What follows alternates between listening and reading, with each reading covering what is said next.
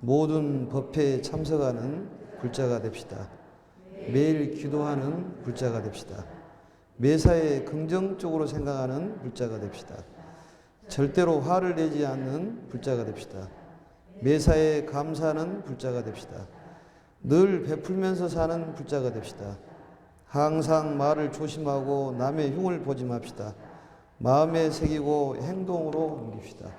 반배라든지 또 오체투지, 반배는 이 사찰에 들어오면 제일 처음에 해야 될 일이 반배예요. 그 다음에 절을 시작과 그 다음에 언제 하는 거예요? 마지막에 하는 거. 또 절을 들어왔으면 또 갈 때 또 반배를 하는 거. 처음과 끝이 똑같아야 되는 것이죠. 사람이 이제 태어나면 생일이라고 그러는데 또 돌아가시면 뭐라고 합니까? 제삿날이라고 그러고, 절에서는 어떤 기도할 때 입제라고 그러고 해양이라고 그럽니다. 사람 육체가 입제가 되면 생일이라고 그러고, 또 육체가 이제 마감이 되면은 이제 회양이라고 그러는데, 그와 같이 이제 반배로 시작하면 어떤 반배가 반배로 끝내는 것이 또 맞습니다. 그래서 이 반배에 대해서 배웠죠. 반배도 할 때도 적절히 해야지 너무 또 심하게 몸을 수그리면 또 그것도 또 문제가 있습니다.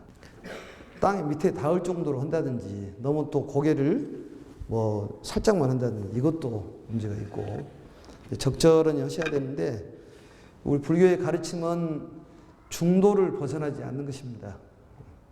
중도라는 것은 두 가지 다를 수용하는 것도 되겠지만 지나치지 않는 것이 중도라고 봐야죠. 두 가지 다를 수용하는 것입니다.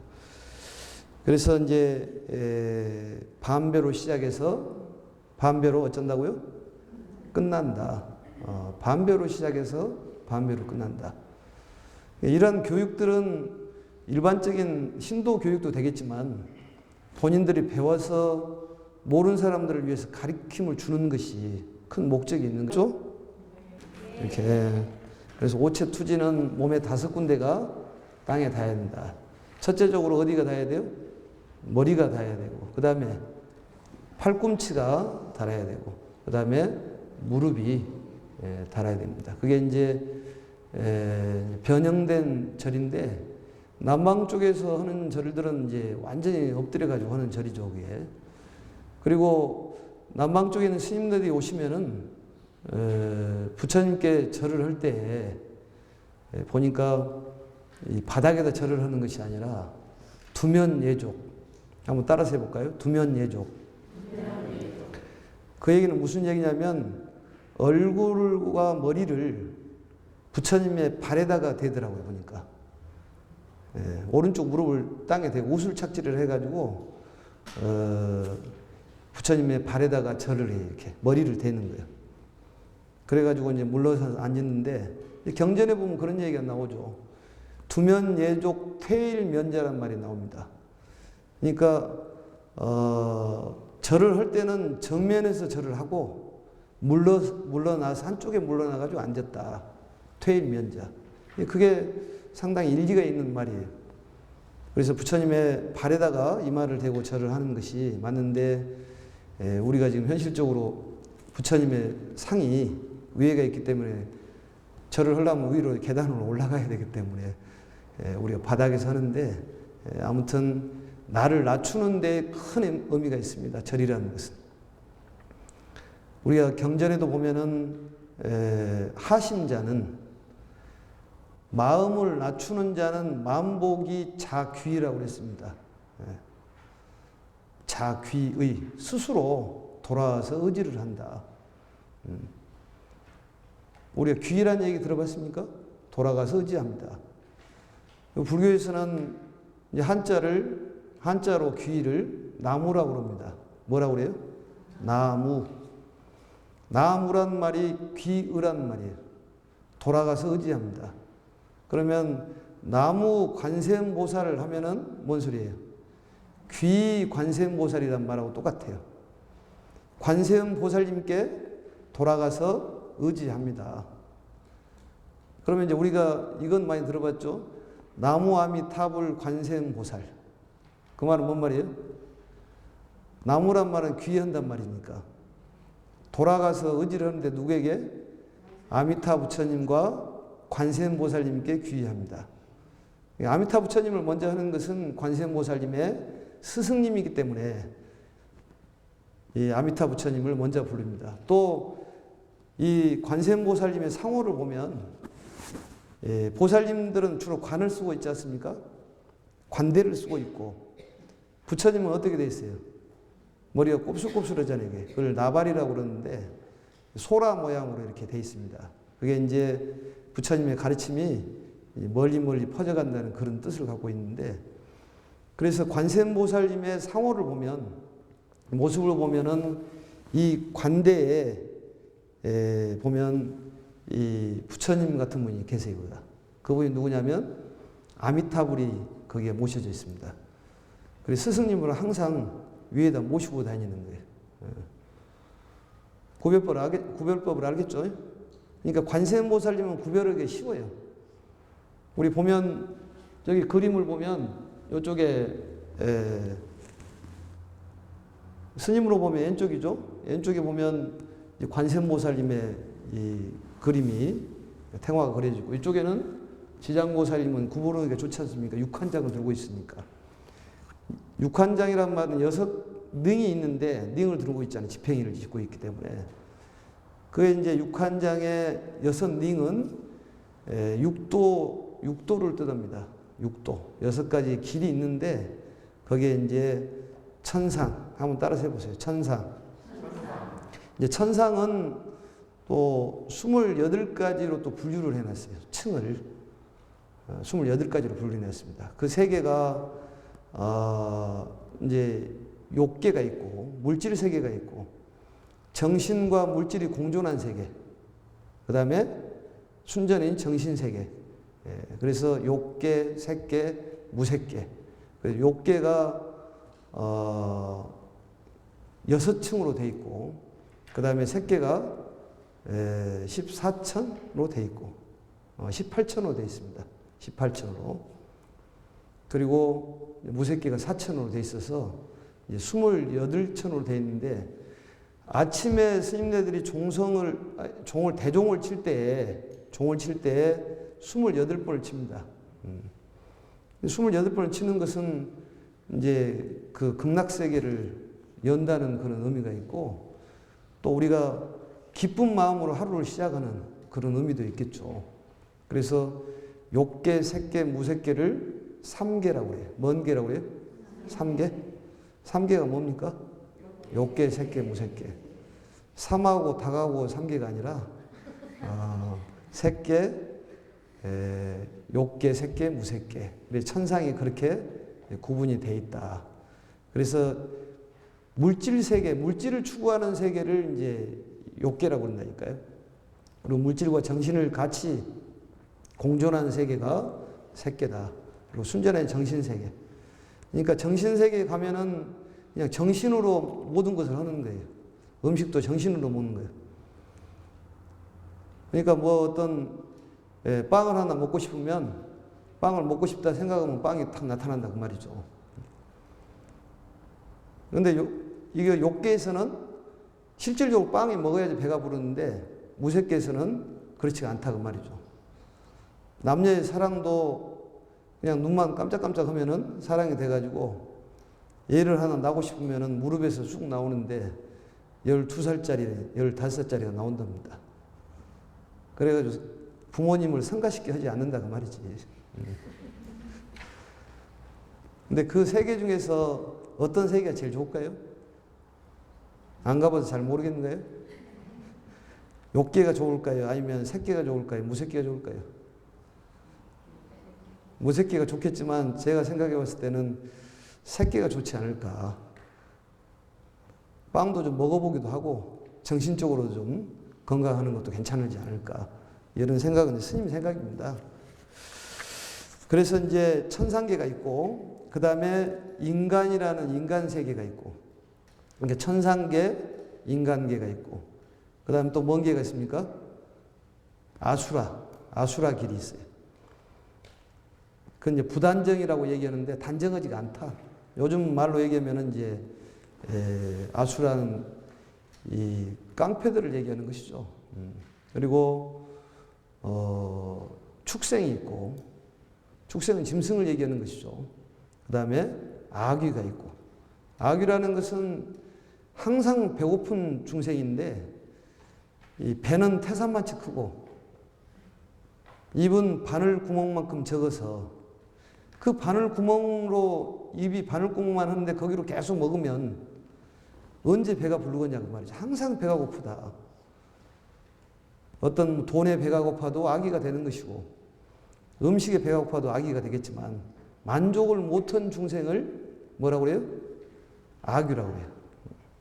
우리가 이제 음식으로 먹는 아귀는 입이 크지만 우리 불교에서 말하는 아귀는 입이 아주 적습니다.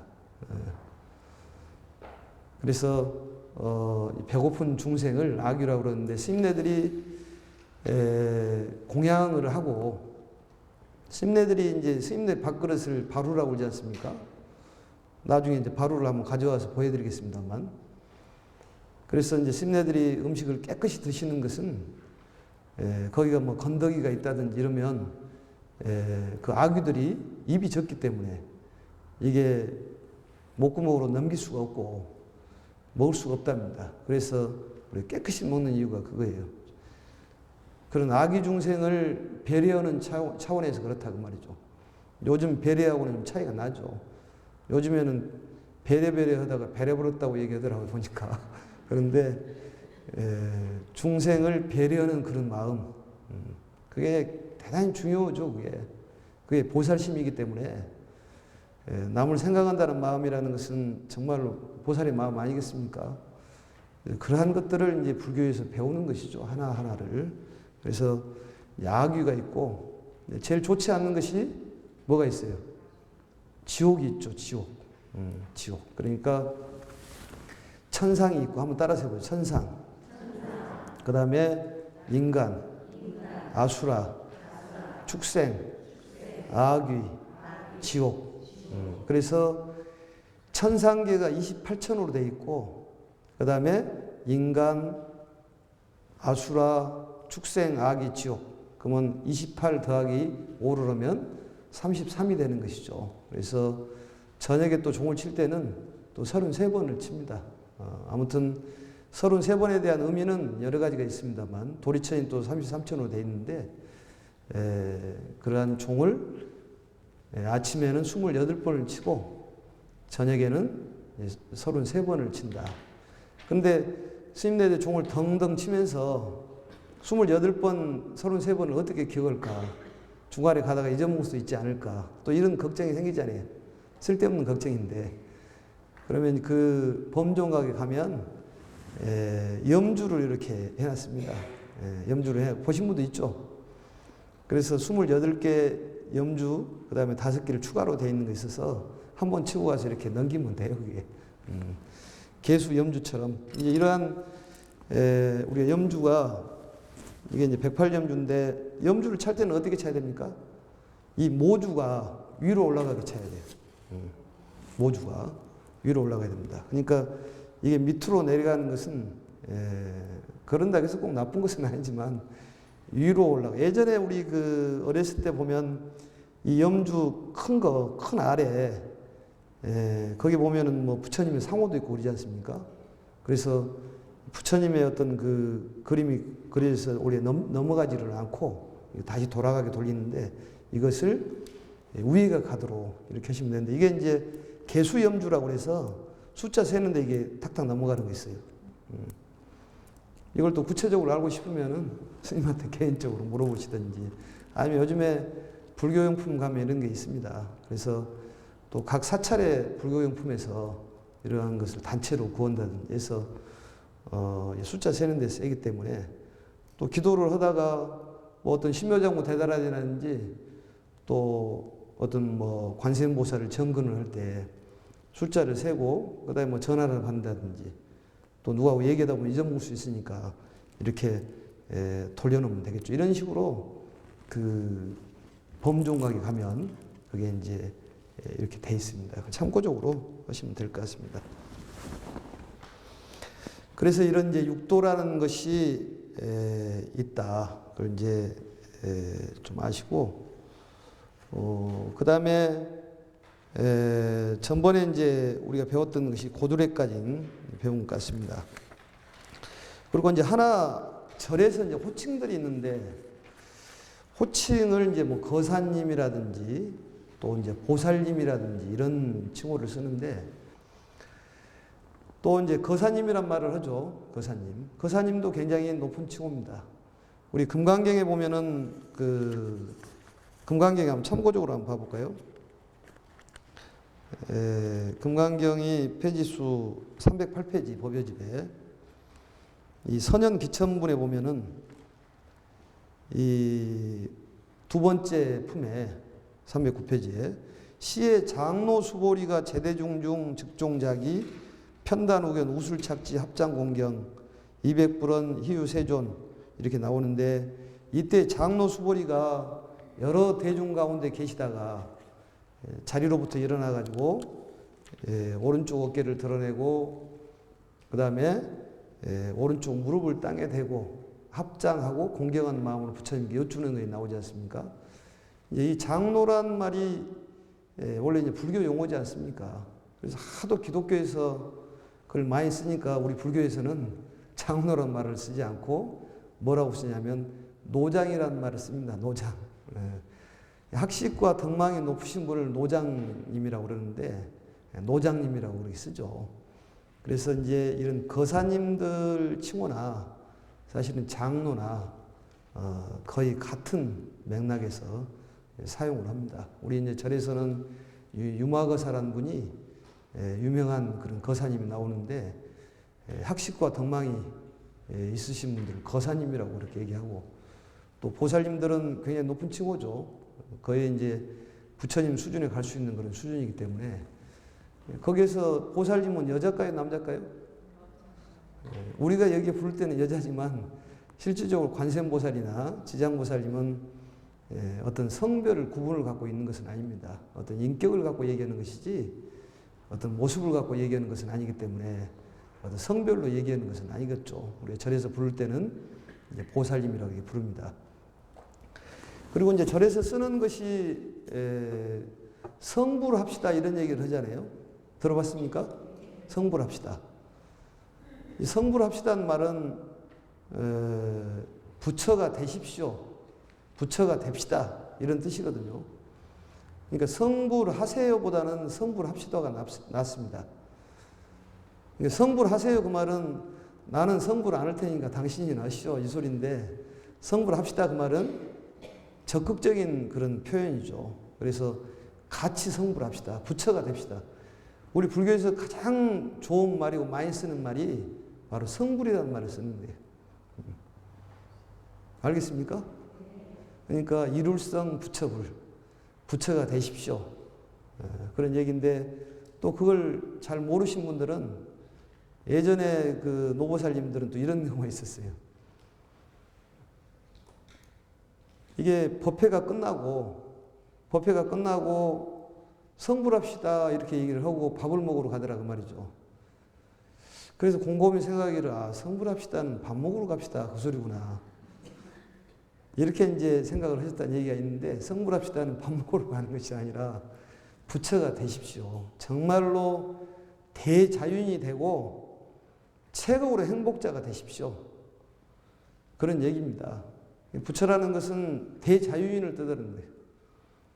우리가 말하는 더 이상 표현할 수 없는 그런 행복자를 얘기한다고 말이죠. 그런 사람이 되라고 그런 얘기죠. 그게 얼마나 좋은 말입니까? 성불합시다. 한번 따라서 성불합시다. 성불합시다. 옆에 사람 보고도 한번 해보세요. 성불합시다. 성불합시다. 그러니까 절을 도량이라고 그랬지 않습니까? 도량에는 연습하는 도장이기 때문에 연습을 자주 해서 써먹어야 된다 그 말이죠.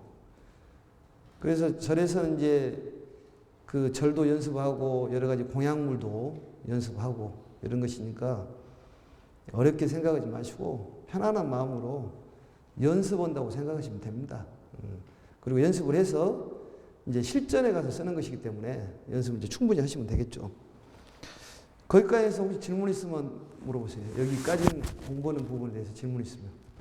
그러니까 뭐 높다 낮다라는 것은 이제 그걸 분별하기는 어렵지만 우리가 이제 불교에서는 이제 아미타 부처님, 부처님이 이제 어른으로 이렇게 생각을 합니다. 그래서 고려 시대 같은 데에서는 나무아미탑을 관세음보살 이렇게 불렀거든요.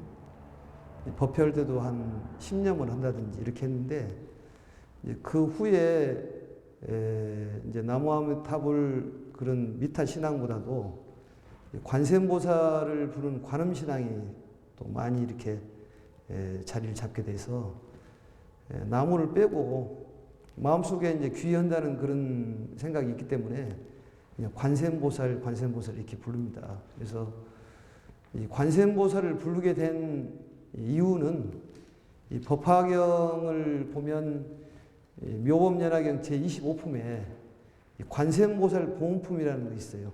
이 법요집에도 이게 나와 있는데 잠깐 질문했으니까 한번 우리가 공부할 겸해서 한번 보도록 하겠습니다.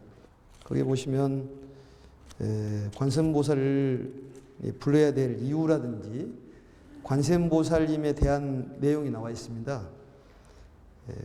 거기를 보면 이때 무진이보살이 자리에서 일어나 무진이보살이 이제 등장을 하는 거죠. 그러니까 여러 대중들이 있었는데 대표로 이제 무진이보살이 등장을 합니다. 이제 금강경에서도 보면은 여러 대중 1250명이 계셨는데 거기에서 수보리라는 분이 등장을 하지 않습니까?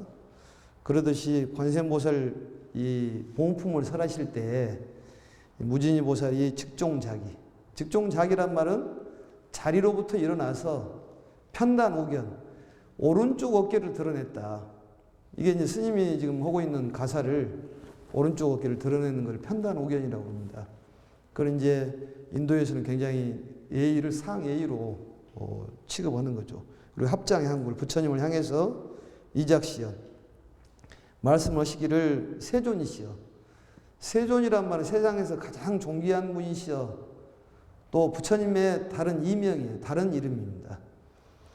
관세음보살은 이하 인연으로, 관세음보살은 무슨 인연으로 명관세음, 이름이 관세음입니까?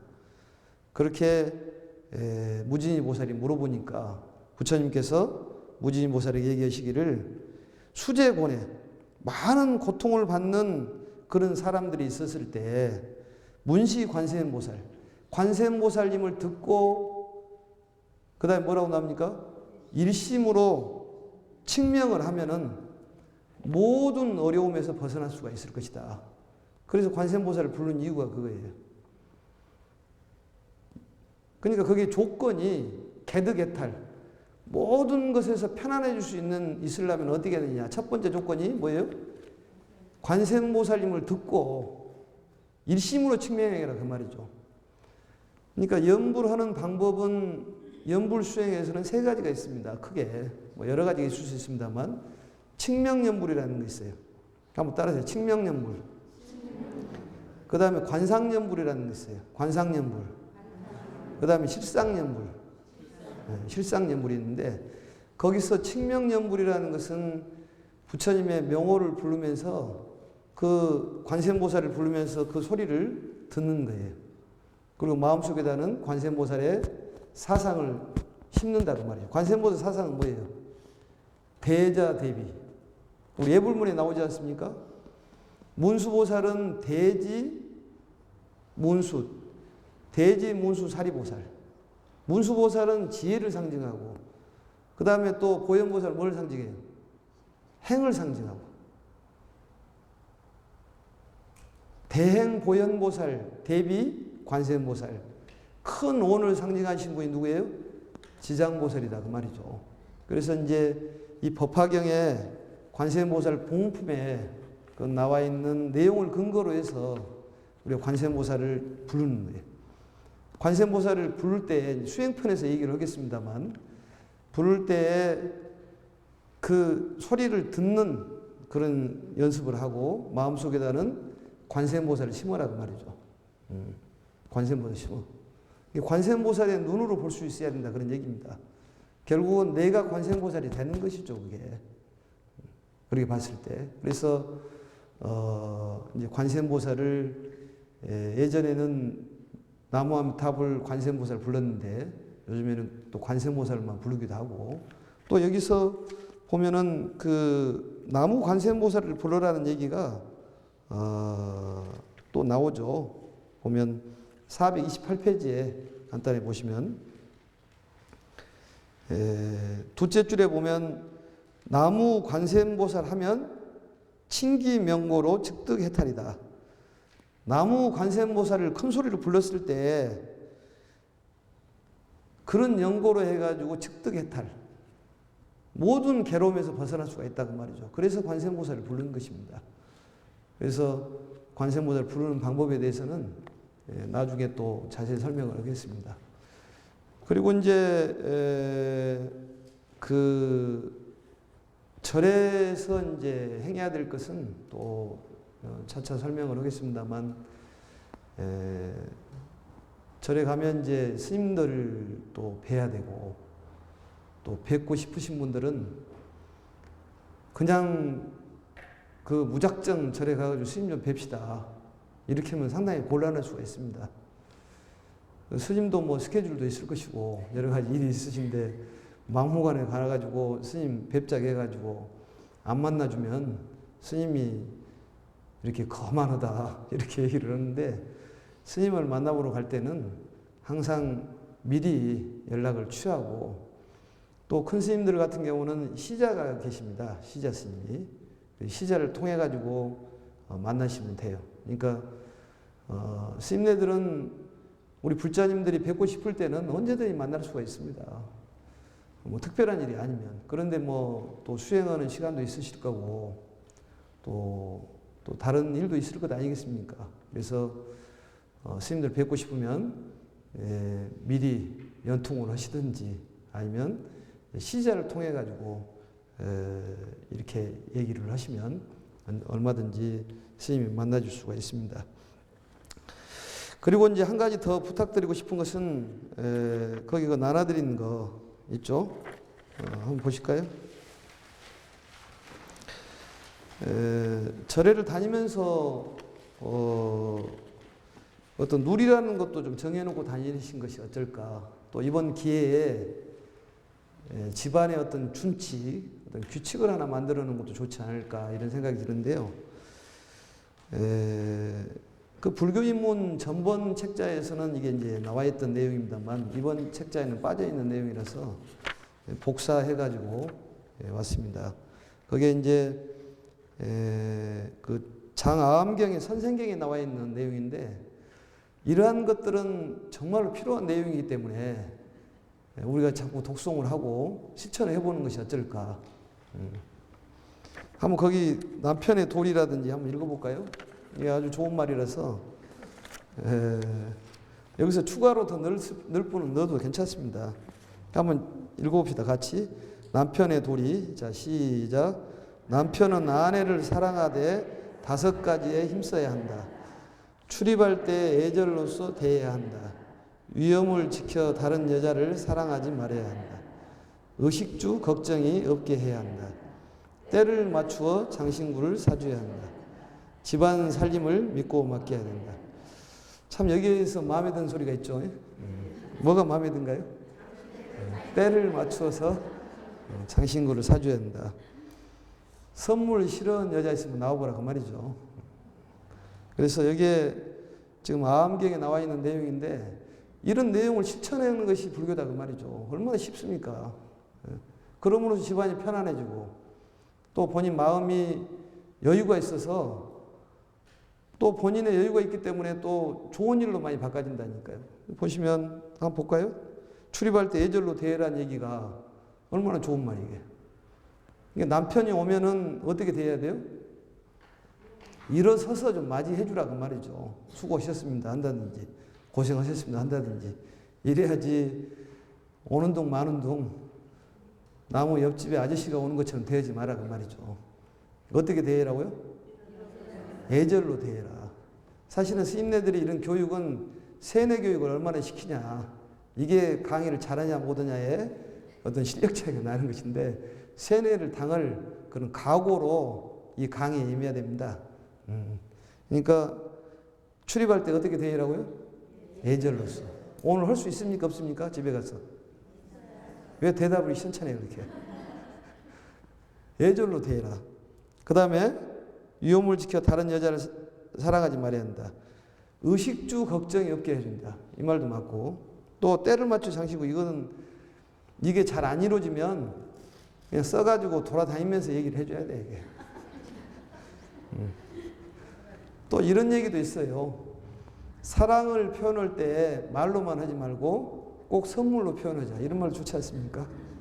참고적으로 하나 메모해놨다가 더 추가로 넣으시면 좋을 것 같고, 집안 살림을 믿고 맡겨라. 이 말도 얼마나 좋은 말이에요. 의심하지 마라 그 말이지. 또 이런 말도 있을 때다 보니까 돈은 벌어서 아내에게 맡기고 타다 써라 이런 말도 있어. 남자들이 돈은 벌어가지고 타다 써라. 얼마나 좋은 말입니까? 그 다음에 아내의 도리 한번 읽어볼까요? 자, 시작. 아내는 남편을 섬길 때 5가지에 힘써야 한다. 남편이 밖에서 돌아오면 일어나서 맞이해야 한다. 집안을 잘 정리하고 음식을 잘 만들어야 한다.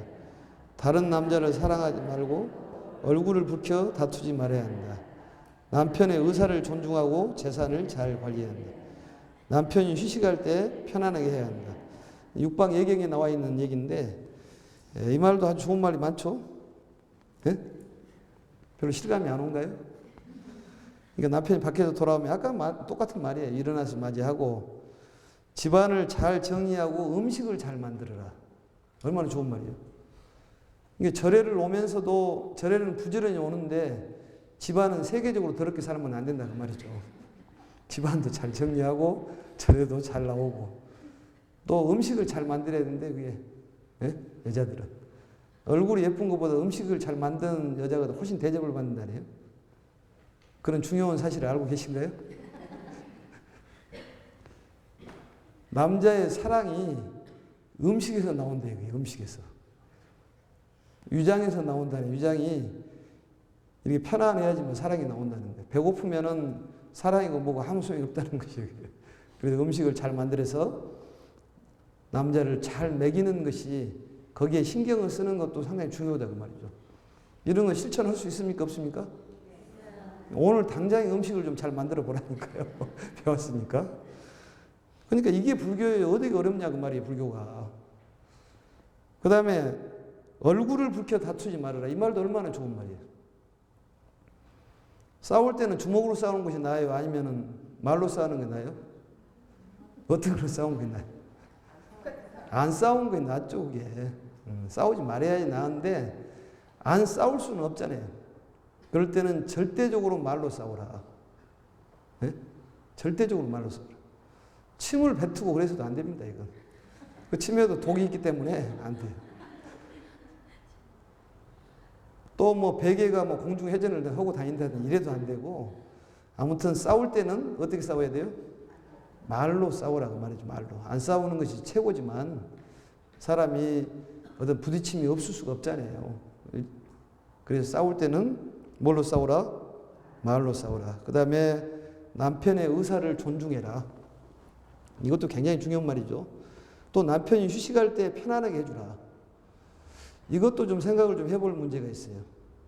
외식을 할 때 쉬는 날 외식을 해야 될 것인지, 평일날 외식을 해야 될 것인지, 언제 한 것이 나을까요? 남들이 원할 때? 남편이 원할 때. 상당히 좋은 말이네요. 이것도 한번 생각을 해보시는 거 좋을 것 같습니다. 그리고 이제 뭐 더 추가로 한다면은 남편의 자존심을 세워주는 것도 굉장히 중요하답니다. 그러니까 남편들은 자존심을 먹고 살기 때문에 자존심을 꺾는 일을 한다면은 자살한다는 거예요, 그게. 남편의 자존심은 꺾지 말고, 또 남편의 수입을 다른 사람하고 비교하지 말아라. 예? 수입을 비교하지 말으라고 말이죠. 그러니까 돈에 대한 어떤 걱정을, 스트레스를 주는 것은 상당히 좋지가 않다고 말이죠. 뭐 어떤 여자들이, 부인들이 훌륭한 부인이냐면 돈이 없다 그러더라도 걱정하지 마시오. 돈 없더라도 내가 빌려다 쓸라요. 이렇게 얘기를 하는 사람이 더 훨씬 훌륭하다 그 말이에요. 그게도 훌륭하겠어요? 아니면은 돈이 왜 이렇게 다른 사람 돈을 많이 벌어오는데 당신은 못 벌어? 이게 낫겠어요? 예? 돈에 대해서 너무 쪼지 마라 그 말이죠. 쪼지 말라. 이것도 얼마나 좋은 말입니까? 실감이 안 들어요, 그게? 뭔 말인지? 그래서 이러한 것들을 좀 정하면 좋을 것 같고, 또 항상 칭찬을 먼저 하고 나중에 충고하는 것이 남편에게 하는 도리랍니다. 무엇부터 먼저 해라고요? 칭찬을 먼저 하고 그 다음에 충고를 하고. 근데 그걸 순서가 틀리게 충고를 먼저 하고 나중에 칭찬을 하면은 칭찬할 사이에 그 부인은 이 세상에 안 계실 수도 있다 그 말이죠. 그래서 순서를 잘 맞춰서 하고, 또 아까 우리 이품의 금강경에서 읽어보시다시피 거기에 보시면은 수보리께서 그 구성이 그렇게 되어 있습니다. 그걸 이제 캐내야 되는데 경전에서 거기에 보시면은 수보리께서 부처님을 칭찬을 엄청 합니다. 정말로 보살들을 잘 혼념하시고 잘 부축하십니다. 그리고 칭찬을 하고 나서 그 다음에 뭐를 해요? 중요한 얘기를 해요. 어떻게 인생을 살아야 되고 이 번뇌의 마음을 어떻게 항복받았으면 좋겠습니까? 그렇게 물어보니까 또 부처님께도 칭찬을 하는 거예요. 칭찬이라는 것은 요즘 말로 고래도 춤을 추고 얘들이 공부를 못한 애들도 칭찬하면 더 잘한다는 거예요. 그러니까 사실은 부처님의 가르침은 칭찬해라는 가르침이지 어떤 충고해라는 가르침은 아니에요. 그래서 이러한 것들을 좀 잘 새겨가지고 좀 실천을 좀 해보시면 어쩔까 이런 생각이 듭니다. 오늘은 여기까지 하고, 또 날씨가 또 환절기라 건강에 유의하시고 또 건강한 모습으로 다음 시간에 뵙도록 하겠습니다. 성불합시다.